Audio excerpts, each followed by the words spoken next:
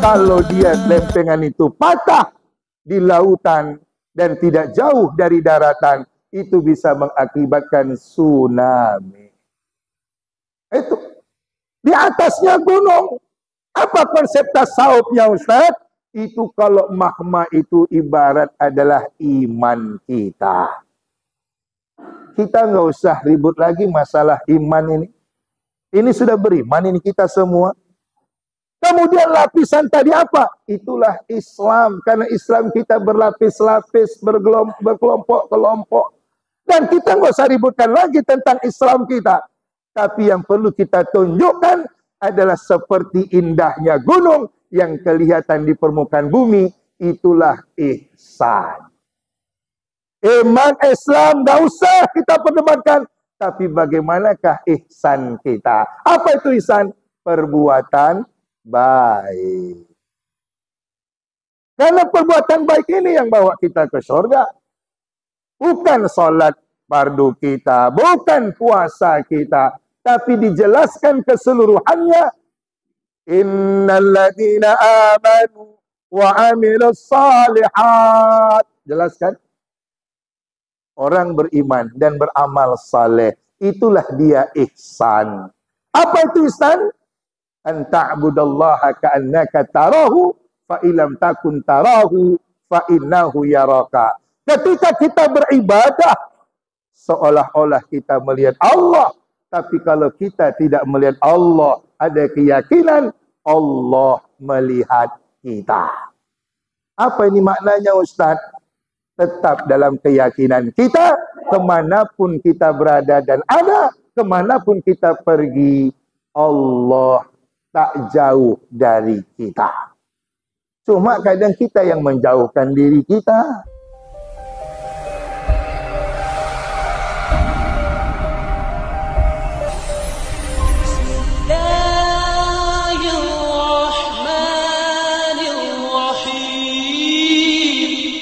Bismillahirrahmanirrahim. Assalamualaikum warahmatullahi wabarakatuh.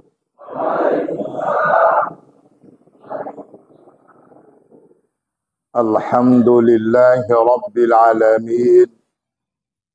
Wassalatu wassalamu ala asyrafil anbiya'i wal mursalin. Sayyidina wa maulana Muhammad wa ala alihi wa ashabihi ajma'in, amma ba'd. Rabbi israh li sadri wa yassir li amri wahlul 'uqdatam min lisani yafqahu qawli yafqahu qawli yafqahu qawli. Rabbi adkhilni mudkhala sidqi wa akhrijni mukhraja sidqi waj'alni min ladunka sultanan nasira. Rabbi a'udzu bika min hamadati syayatin wa a'udzu bika rabbi ay yahdurun. Al-mukarram wal mukarramah yang sama kita hormati, muliakan, bapak-bapak, ibu-ibu, para orang tua kita, para alim ulama kita, tuan-tuan guru kita, tokoh masyarakat kita, khususnya ketua dan pengurus forum komunikasi silaturahmi Masjid Mushola Kecamatan Sunggal, Kuta Limbaru. Berarti kalau disingkat FKM SMM KSK, karena Kecamatan Sunggal, Kuta Limbaru. Selama ini nggak pakai KSK itu kan, kita tambahlah pagi ini. Saudara hadirin, saudari hadirat, dan terkhusus Ketua BKM Masjid Nurul Hikmah Al-Ustadz Sunardi SH, suaranya merdu kalau jadi imam. Tadi saya disuruh jadi imam, saya paling pantang itu. Karena kalau kita pendatang tetap hormat sama suhu di mana kita datangi. Jangan mentang-mentang awak ustadz badan besar, disuruh imam jadi imam. Itu tak menghormati imam rawatib yang sudah diputuskan oleh masjid. Kecuali kalau tarawih memang sudah dijadwalkan. Kecuali kalau sholat Jumat, kan memang satu paket. Tapi kalau sudah rawatib, maka kita harus hormati imam rawatib yang sudah ditetapkan oleh masyarakat setempat. Makanya saya di mana-mana kalau tausiah subuh tak mau saya jadi imam. Karena apa? Nanti kan masyarakat, kasihan ya imam kita nggak jadi imam. Dan alhamdulillah ternyata imam di masjid ini luar biasa hafalan Qur'annya. Masya Allah. Kita yang hadir semoga diridhoi dan dirahmati Allah Subhanahu wa ta'ala.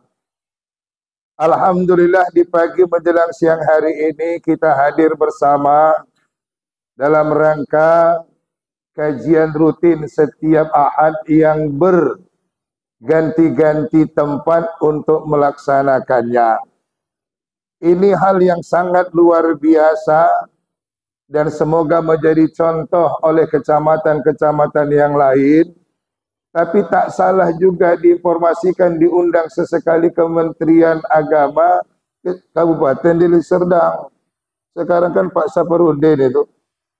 Supaya apa? Bahwa mereka harus tahu jauh dari keramaian, ternyata ada forum komunikasi silaturahmi yang rutin membangun silaturahmi kebersamaannya setiap subuh. Kenapa Ustaz?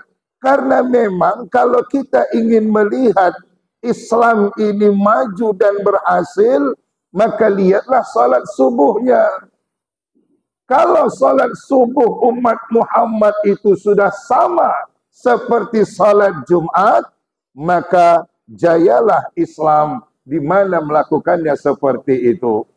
Maka kita berharap dengan forum komunikasi ini lambat laun bahwa masjid-masjid di Kecamatan Sunggal Kutalim Baru ini bisa sebanyak jemaahnya seperti melaksanakan ibadah salat Jumat. Amin ya rabbal alamin.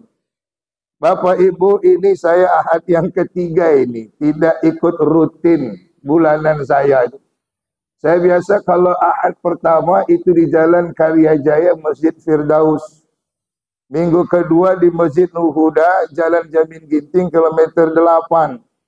Kemarin saya tidak isi karena saya mengisi tausiah subuh di Masjid Budi Selawat, Jalan Sisingamangaraja Kisaran. Seharusnya Ahad kemarin saya mengisi di Plumnas Semalingkar, Jalan Nilam Raya, Masjid Al-Ikhlas. Nah, Ahad semalam saya mengisi di Masjid Raya Kisaran. Pagi ini karena si Marakusunya ini. Bang, tolonglah bang, aku baru di masjid itu bang. Abang isilah dulu. Bahasa Mandailing doa ini, bahasa Jawa. Padahal Jawa doa. Tolong abang majolo, tolong abang wadah. Sementara saya minggu keempat adalah di Masjid Munawwarah, Jalan Jenderal Hairus Nasution, pas di depan Rumah Sakit Mitra Sejati. Kalau minggu kelima, itu di Masjid Tarbiyah di Simpang Limun. Bena Simaroposo don. Kalau enggak, ya lumayan lah ya kan. Dari padang bulan kemari, alhamdulillah. Kalau jalan santai mau 1 jam. Kalau jalan copat mau setengah jam. Saya takut tadi terlambat, jam 3 saya bangun. Kemudian jam 4 kurang 15 saya bergerak. Alhamdulillah. Untung saja si Maraposo sudah bangun. Karena pernah ada masjid saya lompat pagar. Itu masjid di Jalan Sempurna itu Singamangaraja. Karena apa? Karena marbotnya udah ketiduran. Untunglah saya nggak lompat pagar lagi tadi ini. Alhamdulillah, inilah luar biasa apa yang kita lakukan pada pagi hari ini. Bapak Ibu, Setidaknya ada 2 amal ibadah yang kita lakukan di pagi yang berbahagia ini. Apa itu Ustaz? Amal ibadah yang pertama adalah silaturahmi. Maka tidak salah dibuatlah forum komunikasi ini dikaitkan dengan kata silaturahmi. Karena silaturahmi ini adalah perintah agama, perintah Rasulullah sallallahu alaihi wasallam. Di samping perintah agama, perintah Rasulullah, maka ada keuntungan yang kita dapatkan orang-orang yang rajin bersilaturahmi. Betul Pak? Ada 2 fadilah keuntungan yang kita dapatkan pada pagi hari ini. Yang pertama adalah ibadah silaturahmi. Ustaz, apa keuntungan orang yang rajin bersilaturahmi? Yang pertama, orang yang rajin bersilaturahmi umurnya panjang. Amin ya rabbal. Bapak mau umurnya panjang? Alhamdulillah. Ibu mau umurnya panjang? 100 tahun mau? Loh kok ora? Mau ditekon gelem. Ilahin 100 tahun indera. Ya medongan. Janganlah 100 tahun lagi Ustaz. Sekarang aja Ustaz. Baru berangkat dari rumah sampai ke masjid. Sekali duduk Ustaz dah sesak. Kolesterol tinggi, asam urat naik. Kadang jari-jari pun dah tertekuk, nggak bisa lagi diluruskan. Oh 100 tahun lagi, janganlah Ustaz. Bapak Ibu, hakikat umur panjang itu adalah sehat. Artinya, orang yang rajin silaturahmi itu adalah sehat. Lihat, ada nggak bapak yang sudah usianya di atas 70-an? Ada? Ada nggak di sini? Ayah berapa ya? 7? Macam 37 ku tengok. Tengok duduknya santai, tenang. Nggak perlu cari dinding. 73. Malah kadang yang 37 ternyata begitu sampai ke masjid yang dicari dinding. Untuk apa? Meniso nyandar. Karena pinggangnya udah mulai ada masalah. Tapi lihat ayahanda 73. Bonus sudah 10 tahun itu. Kenapa? Saya yakin ini ayahanda saya ini rajin silaturahmi ini. Walaupun saya baru ketemu dari wajah dan duduk saya, sehat walafiat ini ayahanda. Rasa kalau diajak cucu main bola masih bisa. Ya. Kenapa? Karena rajin silaturahmi. Itu dah janji Rasulullah. Orang yang rajin silaturahmi itu sehat walafiat. Umur panjang itu adalah sehat walafiat. Ada orang 42 tahun udah stroke, hanya tertidur di tempat tidur, di situ BAB, di situ BAK, itu makna umurnya sudah pendek. Ibarat apa? Mayat hidup. Kan itu? Dia hidup tapi tak bisa apa-apa. Kenapa? Itu salah satu karena tidak mau bersilaturahmi. Makanya bersyukurlah bahwa di Kecamatan Sunggal Kota Lembaru ini tokoh-tokoh agama berkumpul, tokoh-tokoh masjid membuat satu forum komunikasi yang saban Ahad pagi dari masjid ke masjid untuk bersilaturahmi. Ustaz, kenapa orang rajin bersilaturahmi itu sehat? Yang pertama keluar dari rumah. Apalagi sebelum subuh sudah pergi ke masjid. Sebelum subuh sudah mandi terlebih dahulu. Dan mandinya tidak sesudah azan subuh. Disitulah kadang yang membuat kita sehat. Makanya Bapak Ibu lihat, kalau ada orang yang wajahnya itu masih muda, tapi usianya sudah tua, itu diyakini bahwa Bapak Ibu itu selalu mandi sebelum waktu subuh. Makanya banyak pengurus-pengurus masjid itu wajahnya agak muda. Tengoklah Pak Sunardi. Ya Mas. Tengok tadi macam mana STM ini. Rupanya udah SH. Karena sebelum subuh udah mandi. Berangkat ke masjid untuk mempersiapkan pelaksanaan ibadah salat subuh. Kemudian sampai kita bertemu bersilaturahmi, mau arisan keluarga, arisan apapun, saat kita bersua, kita ramah tamah, dan terkadang di ramah tamah itu kita tersenyum, bahkan tak jarang kita tertawa, betul. Dan ternyata di balik tersenyum itulah yang membuat kita sehat. Betul Bapak Ibu? Makanya kalau mau sehat sering-sering senyum. Apa contohnya? Bapak Ibu pernah lihat orang gila? Iya kan? Waktu Indonesia kena COVID 2019 ke 2021 awal, adakah orang gila kena COVID? Mau kita lihat di rumah sakit manapun, tidak ada satupun orang gila yang kena COVID. Padahal orang gila itu nggak pernah pakai hand sanitizer. Mana ada orang gila itu cuci tangan itu? Malah kita kemana-mana disuruh cuci tangan. Masuk gedung ini cuci tangan, keluar cuci tangan. Bahkan mau masuk ke masjid pun disuruh cuci tangan. Kemana-mana kita disuruh cuci tangan. Nggak ada yang nyuruh kita makan. Cuci tangan aja tapi nggak makan-makan. Ya. Orang gila nggak pakai masker, nggak ada cerita jaga jarak. Tapi orang gila tidak kena COVID. Malah kita yang waras, yang jaga-jaga.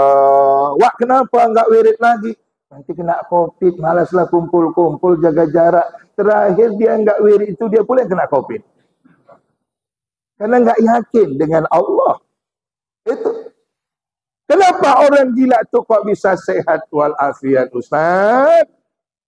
Kalau kita amati, ternyata orang gila itu bisa sehat karena orang gila itu suka tersenyum dan tertawa. Betul? Duduk di pinggir jalan, lewat angkot. Kan guyu-guyu dewe kok.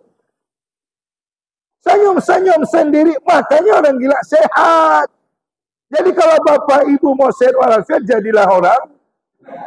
Nggak usah jadi orang gila. Orang yang suka senyum. Kenapa? Karena senyum itu adalah sedekah. Di situ.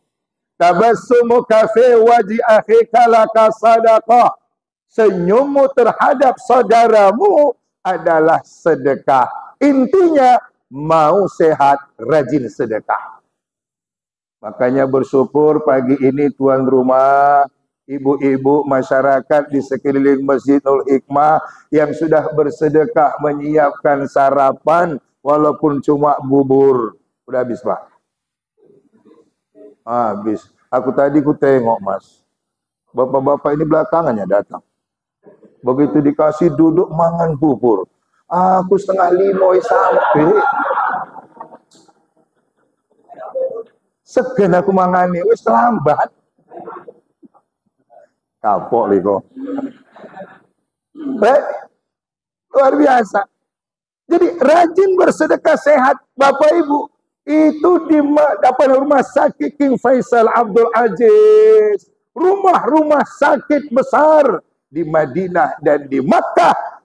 Itu kita amati, nyaris orang Makkah, orang Madinah tak masuk rumah sakit itu. Padahal fasilitas selengkap, rumah sakit hebat, dokter mantap. tapi yang datang ke rumah sakit berobat ternyata bukan orang Madinah, bukan orang Makkah. Siapa yang banyak? Orang-orang luar, begitu juga jemaah umroh dan jemaah haji. Kenapa? Karena orang Madinah, orang Makkah, terutama orang Arab, mereka itu rajin bersedekah. Dan keyakinan mereka adalah dengan bersedekah jauh penyakit. Itu orang Arab. Makanya di Arab sana, Bapak Ibu sekalian, orang tuh sulit mencari orang yang mau disedekahi. Kalau kita sulit cari orang yang mau bersedekah. Itu kalau kita umrah bulan Ramadan, mau buka puasa, kita datang ke Masjid Madinah. Oh, itu mereka kadang berdiri itu di pintu gerbang itu. Mau tiga, rame itu. Begitu kita sampai, haj, start. Datang, kita disambutnya. Itu digiringnya. Kemana? Didudukkannya kita di mana tempat makanan, minuman yang sudah disiapkannya. Berebut orang. Ya, tahun 2023 kita bawa jemaah haji. Kebetulan kita diamanahkan sebagai pembimbing ibadah haji, tapi dari Batam, Kloter 33. Di situ ada jemaah dari Kalimantan Barat, 96 orang. Kemudian Kepulauan Riau dan Riau. Saat 2023 itu kan busnya itu terbatas, jemaah bertambah. Sehingga ketika di Musdalifah, itu beberapa orang pingsan karena panas, karena tak ada air. Padahal pemerintah sudah menyiapkan air itu di Musdalifah. Tapi itulah kebiasaan kita orang Indonesia. Siapa yang sampai duluan, dia ambil berkerat-kerat, nanti dia minum baru 1/4 sudah dibuang. Itu keburukan itu. Ustaz kok tahu? Karena rombongan Ustaz sampai jam 2 malam dari Mina saat itu. Kemudian kita berjalan dan kita bermalam di sana. Ternyata termasuklah rombongan Ustaz yang terlantar dapat busnya baru 1:30. Bayangkan panasnya saat itu. Jemaah jam 7, jam 8. Ustaz haus, Ustaz haus. Akhirnya datanglah siasat anak Medan. Ustaz keliling di Musdalifah, ngapain? Cari minuman bekas.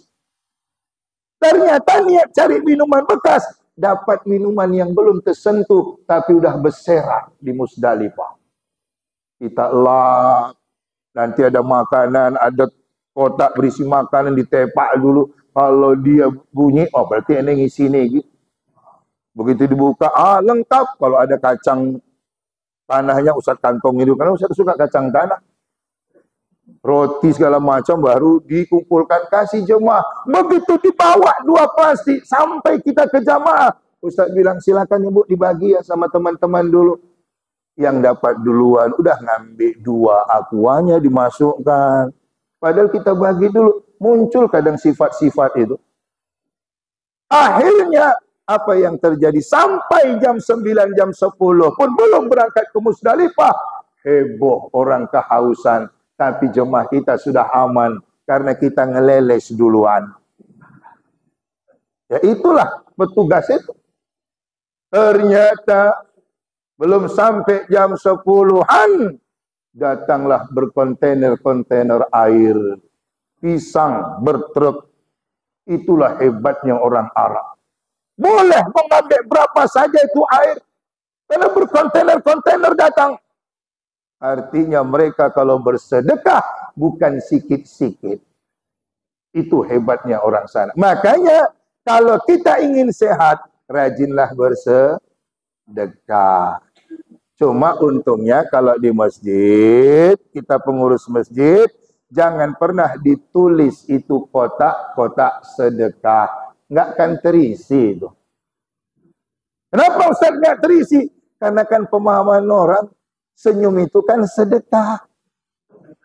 Begitu kota lewat. Yang sini, nih, Senyum semua. Loh, kok nggak ada dimasukkan? Aku sudah sedekah mana?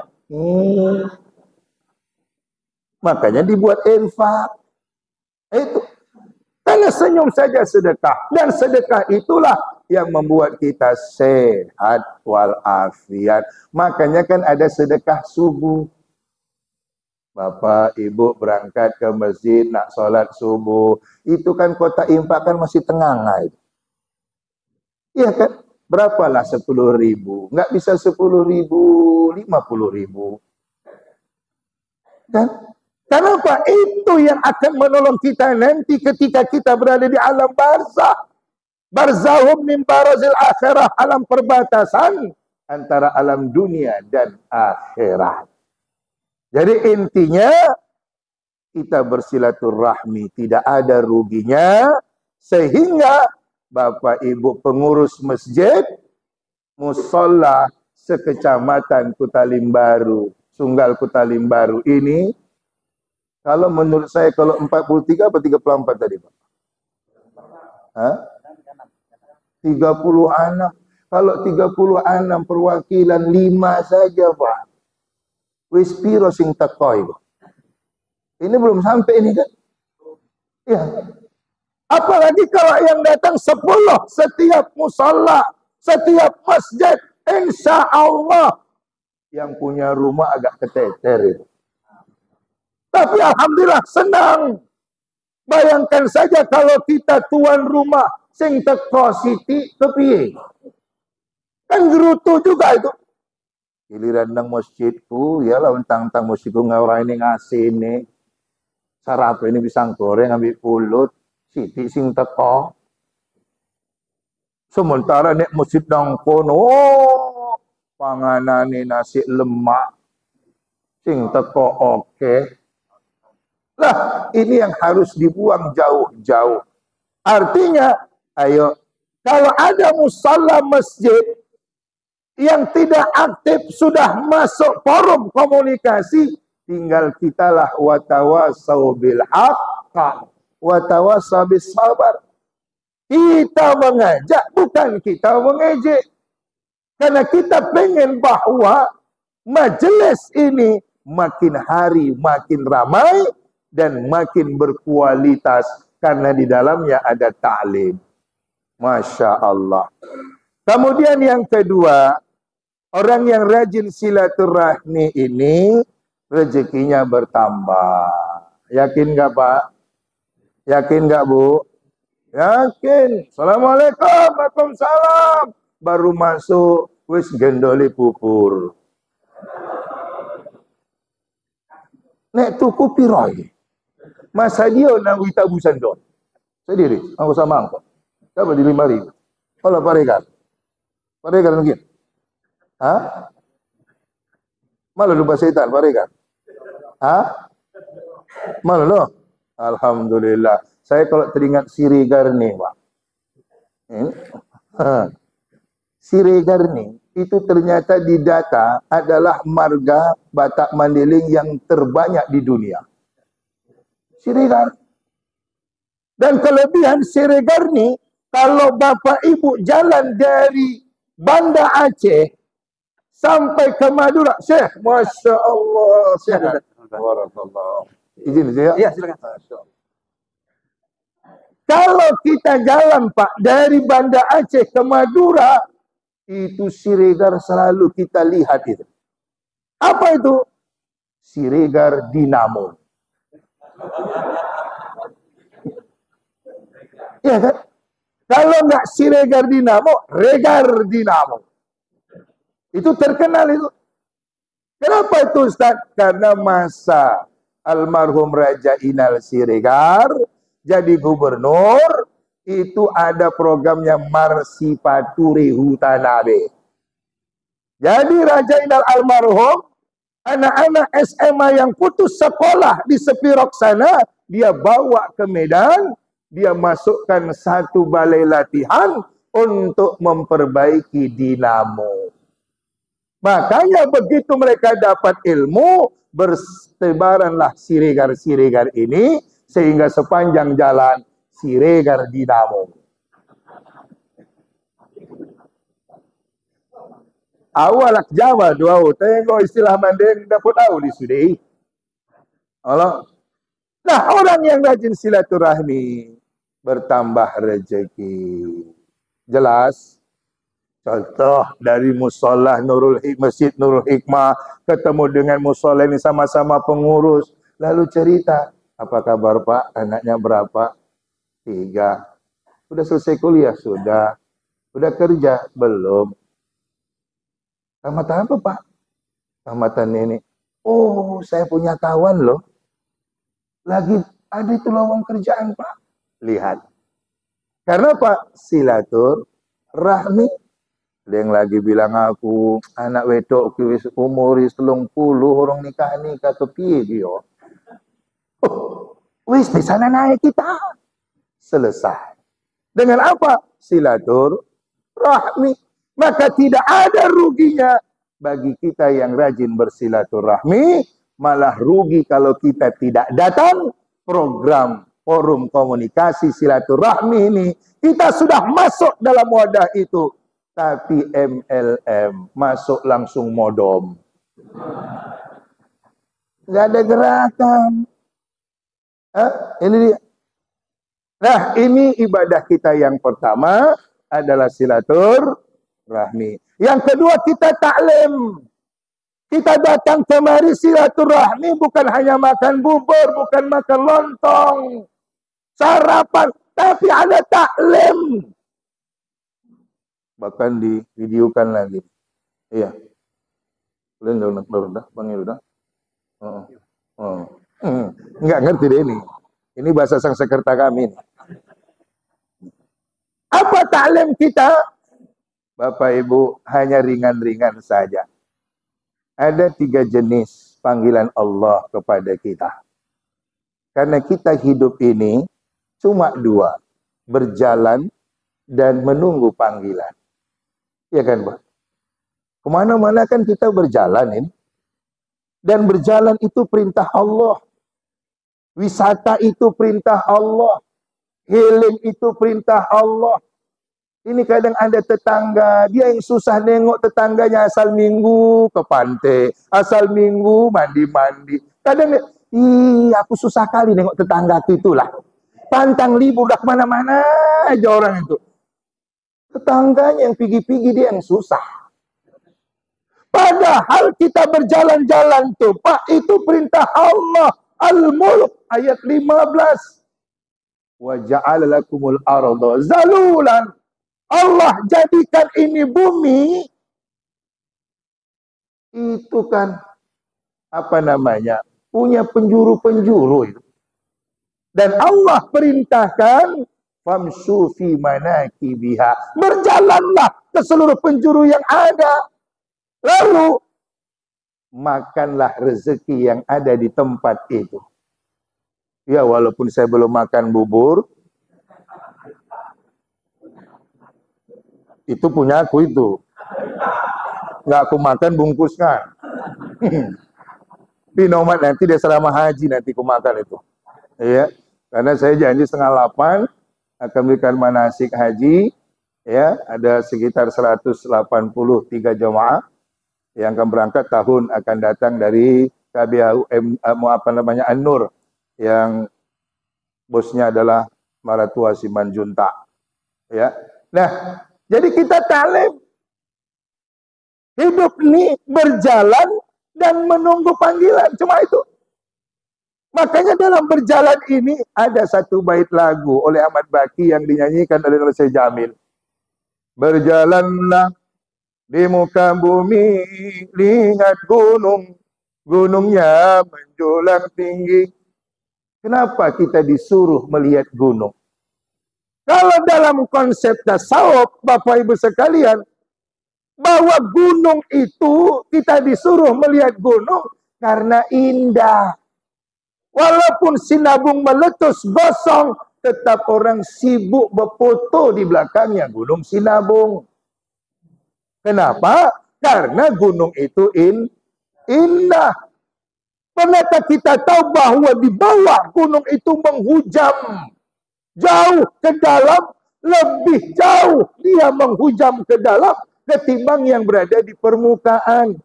Tapi disyaratkan, lihatlah gunung. Apa itu? Kalau kita lihat klasifikasi lapisannya, di bawah gunung ada magma yang sangat panas, yang itu luar biasa. Terus dia bergerak dan bergerak. Maka Allah buat gunung Merapi agar magma yang sudah memuncak akan keluar dari tempatnya. Dan itu nature of law, kata orang Mandailing. Hukum alam itu. Kemudian di atas magma itu ada namanya lempengan-lempengan bumi. Yang dia terus bergerak, bergerak, dan bergerak. Kalau bertemu satu lempengan dengan lempengan yang satu, itu kadang patah, dan itulah terjadi gempa bumi. Kalau dia lempengan itu patah di lautan dan tidak jauh dari daratan, itu bisa mengakibatkan tsunami. Itu di atasnya gunung. Apa konsep tasawufnya, Ustaz? Itu kalau magma itu ibarat adalah iman kita. Kita nggak usah ribut lagi masalah iman ini. Ini sudah beriman ini kita semua. Kemudian lapisan tadi apa? Itulah Islam. Karena Islam kita berlapis-lapis, berkelompok-kelompok. Dan kita nggak usah ributkan lagi tentang Islam kita. Tapi yang perlu kita tunjukkan adalah seperti indahnya gunung yang kelihatan di permukaan bumi. Itulah ihsan. Iman Islam nggak usah kita perdebatkan. Tapi bagaimanakah ihsan kita? Apa itu ihsan? Perbuatan baik. Karena perbuatan baik ini yang bawa kita ke surga. Bukan sholat fardu kita, bukan puasa kita, tapi dijelaskan keseluruhannya. Innal ladzina amanu wa amilus shalihat. Jelaskan. Orang beriman dan beramal saleh, itulah dia ihsan. Apa itu ihsan? An ta'budallaha ka'annaka tarahu fa illam takun tarahu fa innahu yaraka. Ketika kita beribadah seolah-olah kita melihat Allah, tapi kalau kita tidak melihat Allah, ada keyakinan Allah melihat kita. Apa ini maknanya, Ustaz? Tetap dalam keyakinan kita, kemanapun kita berada dan ada, kemanapun kita pergi, Allah tak jauh dari kita. Cuma kadang kita yang menjauhkan diri kita. Innallaha qaribun, Allah itu dekat. Tapi yang membuat jauh siapa? Hambanya. Hamba tak sholat berarti menjauhkan dirinya dari Allah. Dan kita inilah hamba-hamba Allah yang berusaha untuk mendekatkan diri kita kepada Allah Subhanahu wa ta'ala. Subhanallah. Itulah dia konsep. Dan seminimal-minimalnya Bapak Ibu sekalian, bahwa ihsan kita itu ketika kita berada di kamar mandi. Itu adalah ujian yang pertama tuh. Kenapa, Ustaz?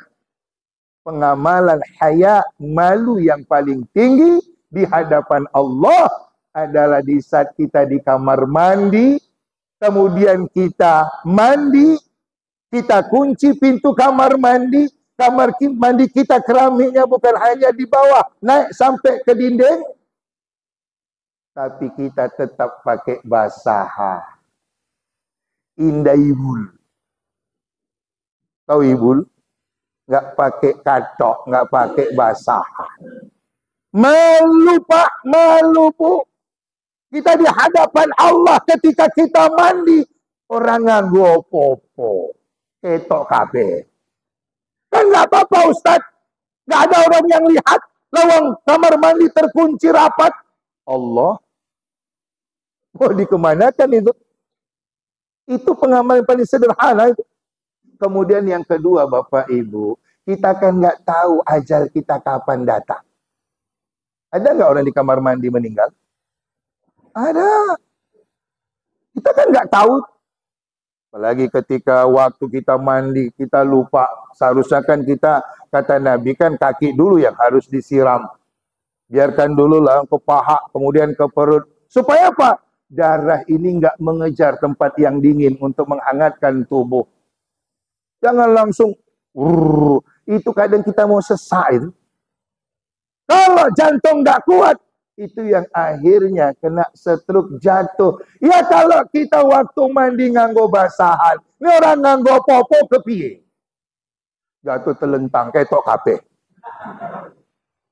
Ya kalau anak kita yang ngangkat, Pak, anak kita yang ngangkat, ora popo. Ini kejadian di di jalan di jalan Mandala sana bypass. Ada teman saya guru fisika, ibu-ibu itu. Waktu dia mandi di siang hari karena masuk siang, anaknya masih kecil. Begitu dia mandi sampai di kamar mandi ternyata orang nganggo popo. Mandi lama-lama nggak kedengaran lagi suara airnya. Anaknya tadi heran. Ditokok-tokok pintu kamar mandi sama mak, oh mak, mamanya nggak nyahut. Akhirnya anaknya nangis, keluar rumah cari bantuan. Ke sebelah kanan ada tetangganya namanya Wak Zulkifli. Ada Wak Zulkifli sini? Ini kan di sini, ini di Mandala sana. Mandala bypass. Akhirnya anaknya minta tolong sama Wak Zulkifli. Wah, mak Wak terkunci di kamar mandi, Wak. Tolonglah Wak. Wak tu pun bergegas masuk ke rumah tu. Ditolak-tolak Wak tu pun nggak bisa juga. Wak tu buka pintunya karena terkunci. Baliklah Wak Zulkifli ke rumahnya. Dia cari-cari, rupanya dapatlah linggis. Masuk lagi. Begitu dicongkel Wak Zulkifli, terbuka tenganga satu jengkal. Wak Zulkifli pun astaghfirullahaladzim. Istighfar juga. Tapi ditengok Wak Zulkifli itu, ibu tu sudah telentang orang nganggo popo. Ini rezeki lah Wak Zul tu ya. Akhirnya Wak Zul pulang manggil istrinya. Mama telemah itu, apa? Udahlah mama kesananya di kamar mandi. Diambillah kain panjang sama istrinya. Udah ditutuplah badan ibu ini tadi. Diangkat orang tulah berdua ke tempat tidurnya. Setelah sampai di tempat tidur, Wak Zul dan istrinya pulang. Ternyata ibu tuh cuma pingsan. Tapi orang nggak apa-apa. Padahal ini masih bersabun itu. Terkejut. Mak di sini. Itulah mak tadi pingsan di kamar mandi. Loh kenapa mak sudah tempat tidur? Siapa yang ngangkat? Wak Zul mak.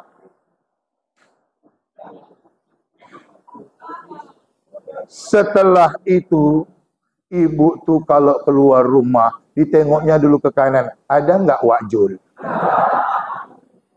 Wak Zul udah nengok semua. Dan Wak Zulkifli pun udah lagi tak mau duduk-duduk di kedai kopi. Biasa sering di kedai kopi main gaplek, main leng. Masih ada di sini? Nggak apa-apa. Asal nggak pakai duit aja. Untuk supaya ingat angka-angka itu aja.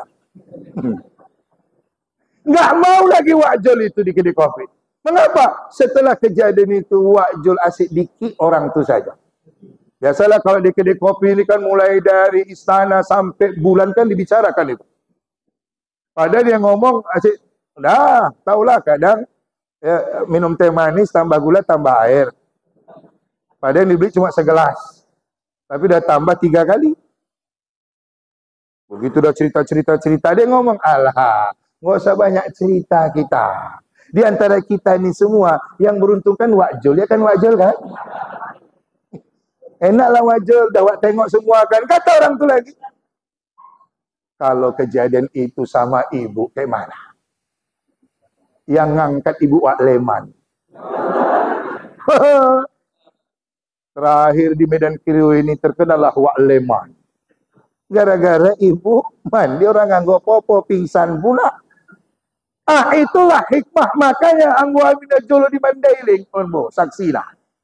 Itu kalau kami mandi pakai abit basahan itu.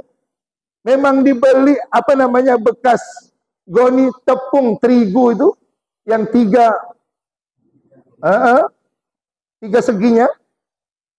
Nah itu biasa diletakkan itu di ember kecil, di situ sabun, semua peralatan mandi. Asal kita mandi, itu pakai basahan itu. Dan inilah kita harapkan setelah kita pengajian ini, tidak ada lagi jemaah-jemaah dan keluarga yang hadir mandi orang nganggo opo-opo. Siapkan basahan. Walaupun ya kain-kain second yang setengah itu atau boxer, celana. Supaya apa? Enggak kelihatan si ucok itu. Malu kita di hadapan Allah Subhanahu wa taala. Itu pengamalan ihsan paling sederhana itu. Nah, jadi berjalanlah di atas bumi. Ketika kita berjalan, kita nunggu waktu. Ada 3 waktu kita yang dipanggil Allah. Panggilan yang pertama, Allah panggil kita, tapi tak sedikit yang mengabaikan panggilan Allah. Mana dia? Yang pertama, panggilan Allah, sholat 5 waktu. Banyak enggak yang mengabaikan panggilan ini? Hayya 'alas shalah. Kau sajalah. Anak disuruh-suruh ke masjid, bapaknya, ke masjid tahu, ke masjid. Ya kan, enggak ke masjid. Nanti di masjid anaknya agak ribut. Kau pun ke masjid ribut. Kalau anak-anak datang ke masjid ribut wajar. Kenapa anak-anak? Tapi kalau bapak-bapak datang ke masjid ribut, baru kita curiga. Terakhir ada anak serba salah, datang ke masjid disalahkan bapaknya, enggak ke masjid disalahkan bapaknya. Akhirnya bapaknya geram, komat kau, komat. Datang anak itu komat, begitu hayal salah, hayal falah. Teko salah, ora teko salah. Bapak Ibu yang dirahmati Allah Subhanahu wa taala. Panggilan yang pertama ini Allah panggil, tapi tak sedikit yang mengabaikan panggilannya. Bapak Ibu, secara syariat memang muazin yang memanggil kita. Tapi pada hakikatnya itu adalah panggilan Allah Subhanahu wa taala. Untuk apa Allah memanggil kita? Untuk keberuntungan kita, bukan keberuntungan Allah. Makanya ketika hayya 'alas shalah, kalau sekali kita tak tergerak, boleh jadi. Tapi kalau sudah kedua kalinya, hayya 'alas shalah,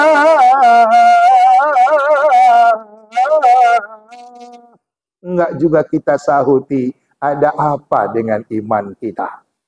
Untuk apa Allah panggil ini? Hayya 'alal falah. Mari menuju keberuntungan. Maka datang pun kita ke masjid, Bapak Ibu, keberuntungan yang kita dapatkan tak sama. Tak sama keberuntungan imam, tak sama keberuntungan mereka di saf pertama dengan saf yang kedua. Imam Ahmad mengatakan, innallaha wal malaikatahu yusalluna 'ala saffil awwal. Sesungguhnya Allah dan semua malaikat bersolawat kepada mereka yang berada di saf yang pertama. Jadi makanya kalau salat berjamaah itu kita berebutnya di saf yang pertama. Supaya dapat apa? Salawat dari Allah dan malaikat. Apa itu? Kebaikan dari salat berjamaah. Ini. Kemudian panggilan mingguan. Kalau tadi kan panggilan harian. Panggilan mingguan apa? Salat Jumat. Ya kan? Kan Allah panggil itu. Ya ayyuhalladzina amanu idza nudiya lis-salati min yaumil jum'ah fas'au ila dzikrillah. Kita dipanggil salat Jumat dan disuruh menyegerakan diri. Fas'au itu fi'il amar tapi lin nadab, hukumnya sunat. Apa namanya? Melaksanakan ibadah salat Jumat wajib, tapi kita menyegerakan diri sampai ke masjid itu sunat. Kenapa sunat? Berpilih. Mau dikerjakan monggo, ora dikerjakan ora apa-apa. Bagi yang mengerjakannya, apa kata Nabi? Man raha fi satil ula, orang yang datang pertama kali ke masjid untuk melaksanakan salat Jumat, keuntungan yang diberikan Allah kepadanya, faka'annama qarrabul badana, dia baru berkurban seekor unta. Man ra'a fi sa'ati saniyah, yang datang kedua, faka'annama qarrabul baqarah, bagi berkurban seekor lembu. Man ra'a fi sa'ati salisah, orang yang ketiga, faka'annama qarrabu kabsya akrona, seperti dia berkurban seekor kambing atau kibas yang baru keluar 2 tanduknya. Man ra'a fi sa'ati rabi', orang yang datang keempat, faka'annama qarrabul dajajah, bagikan berkurban seekor ayam jantan. Man ra'a fi sa'atil khamis, orang yang datang yang kelima, faka'annama qarrabul bayda, bagikan berkurban sebutir telur ayam. Makin terlambat, makin cilik keuntungannya. Bahkan kata Nabi, man raha wal imamu yahtub, siapa yang datang, imam sudah khutbah, faka'annama ja'a li haqqis salah, dia datang hanya sekedar melepaskan kewajiban salat Jumat saja. Jadi jangan berleha-leha mau cari untung tuh. Apalagi ada orang yang salat dia insomnia, nggak bisa tidur. Dengan ada salat Jumat baru dia bisa tidur. Ciri-ciri orang ini cuma 2 yang dia cari. Yang pertama tiang, yang kedua dinding. Itu aja. Begitu hatib, alhamdulillah, alhamdulillah faddala yaumal jum'ati ala sayri yamil usbu', dia pun pasang ancang-ancang bismillahirrahmanirrahim ahya wa amun. Apa keuntungan didapat? Makanya tak sama keberuntungan itu. Makanya ayo kita percepat. Ada kata hukama, walaupun ini bukan hadis, tapi perlu dipertimbangkan. Bapak Ibu pernah lihat setan? Pernah Pak? Pernah lihat setan? Tengok hari Jumat. Siapa itu Ustaz? Orang yang terakhir kali masuk ke masjid mau sholat Jumat, itu kakek setan. Kok begitu Ustaz?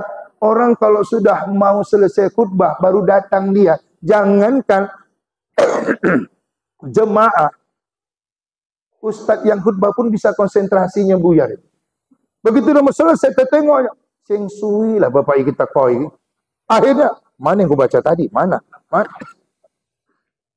Kemudian orang yang berbicara ketika khatib khutbah itu adalah anak-anak setan. Makanya kan nggak ada fadilah, nggak ada keuntungan. Orang kalau bercakap-cakap ketika khatib. Dan orang yang pertama kali keluar dari masjid habis salat Jumat, dia tidak beristighfar, dia tidak berdoa. Assalamualaikum warahmatullahi wabarakatuh. Col, iki jenenge nenek setan ini. Kenapa? Gara-gara dia duluan. Orang yang mau beristighfar, udah ada yang keluar, hilang pula di selop ini kayak mana? Akhirnya dia nggak ikut berzikir, ikut keluar. Sama wirid malam, Pak. Kalau yang depan pintu tuh nggak pakai assalamualaikum duluan, yang di dalam mendengar. Begitu yang depan pintu, assalamualaikum, baru ikut bergerak itu semua itu. Sol, berangkatlah itu. Ini salat Jumat, panggilan mingguan.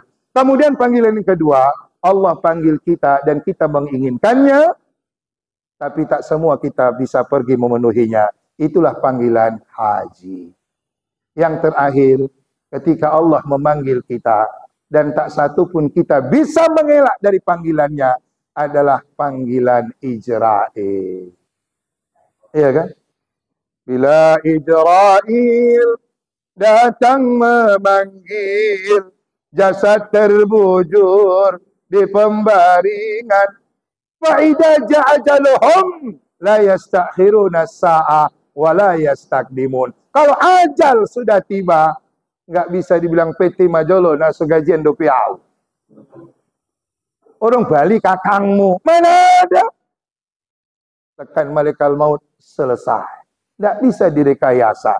Sehebat apapun, nggak bisa direkayasa. Ini ece-ece ini. Satu hari, datang malaikat maut mau jumpai Pak Sunardi. Kenapa? Karena Pak Sunardi ketua BKM rajin bersedekah. Pantang orang datang ke rumahnya, belum sampai 1 menit, minuman air putih sudah dihidangkan. Dan di rumah Pak Sunardi ini kalau kita datang nggak boleh kalau nggak makan. Walaupun hanya ada ubi rebus sama sambal belacan ikan nasi. Akhirnya tersebar sampai ke malaikat. Termasuk terdengar malaikat Israel. Ini ecek-ecek ini.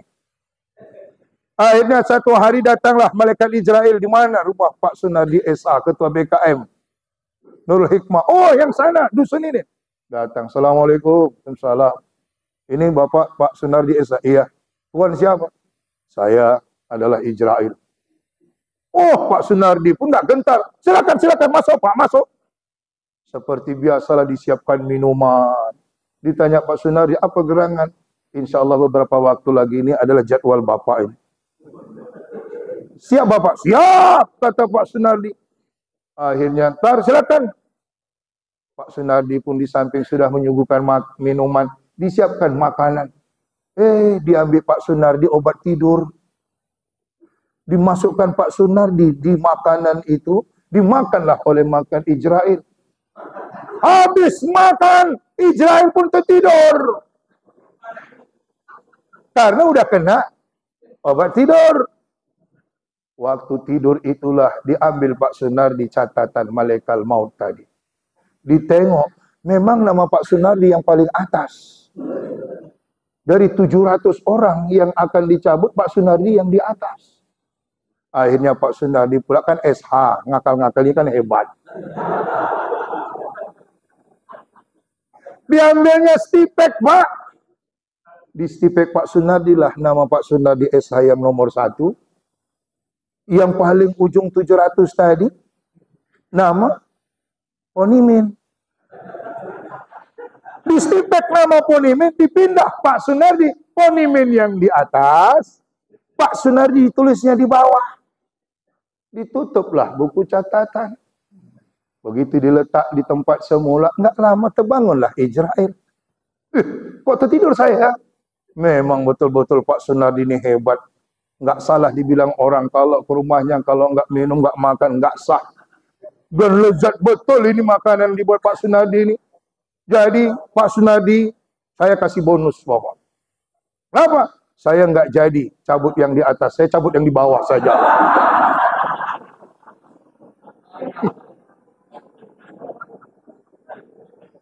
Bisakah Pak Sunardi ngelak lagi? Nggak bisa. Akhirnya yang di bawah juga lah. Ternyata nama Pak Sunardi. Itu hanya ecek-ecek tapi logika pemahaman. Walau kuntum fi burujim musayyadah, walau kita di benteng yang kokoh, takkan bisa lari dari kematian. Inilah kita hidup, berjalan dan menunggu panggilan. Menunggu panggilan yang terakhir. Jangan pernah kita mengabaikan panggilan harian, panggilan mingguan, panggilan tahunan. Dan semoga kita yang belum mendapat panggilan ke tanah suci, ke depan Allah panggil kita untuk menjadi duyufur rahman. Jangan berpikir, aku iki pilah orang ono duit, mana mungkin. Hal haji, jangan bicara masalah duit. Kalau Allah sudah berkehendak, orang tak berduit pun ternyata berangkat haji. Orang kaya raya pun tak bisa pergi haji. Kenapa? Karena belum ada dan tidak ada panggilan dari Allah Subhanahu wa ta'ala. Mudah-mudahan bermanfaat yang disampaikan. Dan mudah-mudahan silaturahim ini membawa barokah bagi kita semua.